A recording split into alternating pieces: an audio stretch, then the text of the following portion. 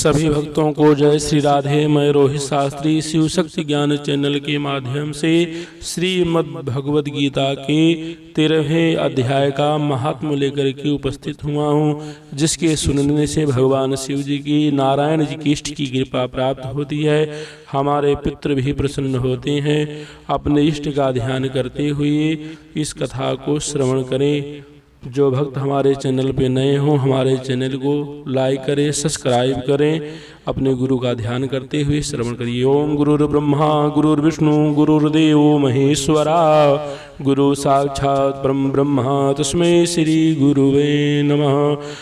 ओम अखंडमंगलाकारं व्याप्तं येन चराचरं तद्पदं दर्शितं येन तस्मै श्री गुरुवे नमः। मंगलं भगवान् विष्णु मंगलं गरुड़ध्वज मंगलं पुंडरीकाक्षं मंगलायतनो हरि।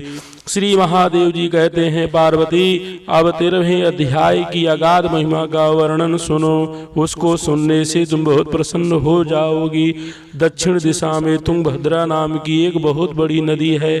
उसके किनारे हरिहरपुर नामक रमणीय नगर बसा हुआ है। वहाँ साक्षात भगवान हरिहर विराजमान हैं, जिनके दर्शन मात्र से परम कल्याण की प्राप्ति होती है। हरिहरपुर में हरि दीक्षित नामक एक श्रोत्रिय ब्राह्मण रहते थे, जो तपस्या और स्वाध्याय में संलग्न तथा वेदों के पारगामी विद्वान थे। उनकी एक स्त्री थी, जिसे लोग दुराचारा कहकर पुकारते थे। इस नाम के अनुसार ही उसके कर्म भी थे। वह सदा पति को कुवाच्य कहते थे। उसने कभी भी उनके साथ शयन नहीं किया।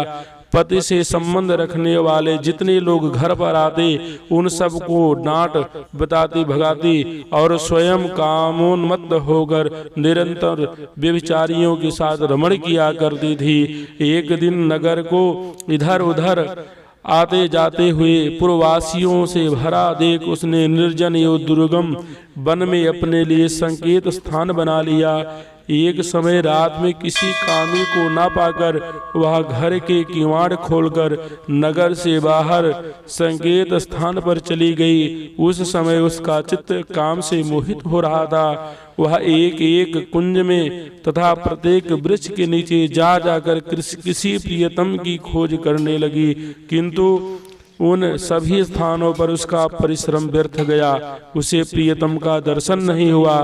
तब वह उस वन में नाना प्रकार की बातें कहकर विलाप करने लगी। चारों दिशाओं में घूम घूम कर वियोग जनित विलाप करती हुई उस स्त्री की आवाज सुनकर कोई सोया हुआ व्याघ्र जाग उठा और उछलकर उस स्थान पर पहुंचा जहां वह रो रही थी। उधर वह भी उसे आते देख किसी प्रेमी की आशंका से उसके सामने खड़ी होने के लिए ओट से बाहर निकल आई।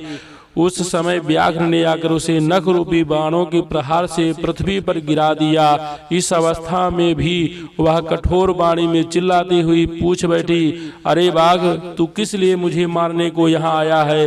पहले इन सारी बातों को बता दे, फिर मुझे मारना। उसकी आवाज सुनकर प्रचंड पराक्रमी व्याघ्र क्षण भर के लिए उसे अपना ग्रास बनाने से रुक गया और हंसता हुआ सा बोला, दक्षिण देश में मलापहा नामक एक नदी है। उसके तट पर पुनिपर्णा नगरी बसी हुई है। वहाँ पंचलिंग नाम से प्रसिद्ध साक्षात भगवान शंकर निवास करते हैं। उसी नगरी में मैं ब्राह्मण कुमार होकर रहता था।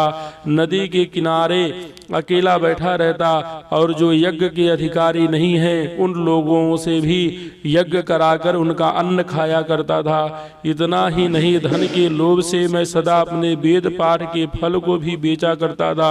मेरा लोभ यहाँ तक बढ़ गया था कि अन्य भिक्षुओं को गालियां देकर हटा देता और स्वयं दूसरों का नहीं देने योग्य धन भी बिना दिए ही हमेशा ले लिया करता था। ऋण लेने के बहाने मैं सब लोगों को छला करता था। तदंतर कुछ काल व्यतीत होने पर मैं बूढ़ा हो गया। मेरे बाल सफेद हो गए, आंखों से सूझता न था और मुंह से सारे दांत गिर गए।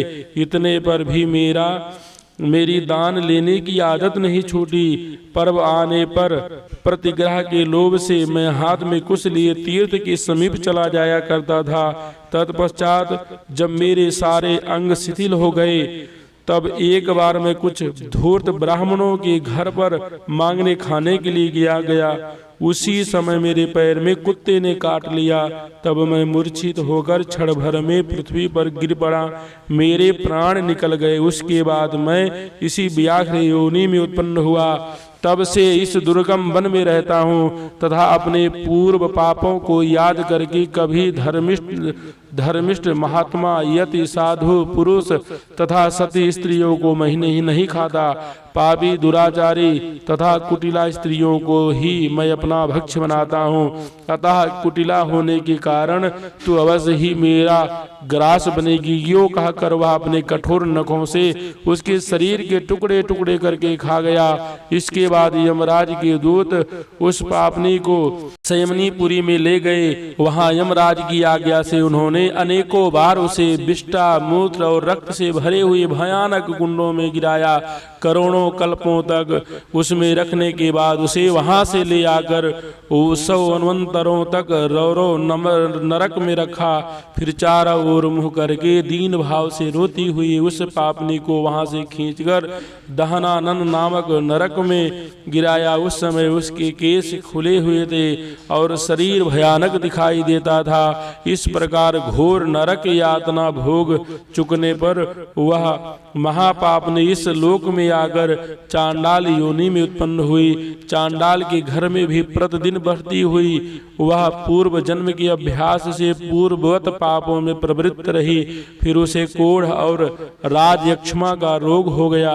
नेत्रों में पीड़ा होने लगी। फिर कुछ काल के पश्चात वह पुनः अपने निवास स्थान को गई, जहाँ भगवान शिव के अंतःपुर की स्वामिनी जम्भका देवी विराजमान है। वहां उसने वासुदेव नामक एक पवित्र ब्राह्मण का दर्शन किया, जो निरंतर गीता के 13वें अध्याय का पाठ करता रहता था। उसके मुख से गीता का पाठ सुनते ही वह चांडाल शरीर से मुक्त हो गई और दिव्य देह धारण करके स्वर्ग लोक में चली गई। बोलो शंकर भगवान की जय। बोलो लक्ष्मी नारायण भगवान की जय। बोलो बाके बिहारी लाल की जय। हर हर महादेव।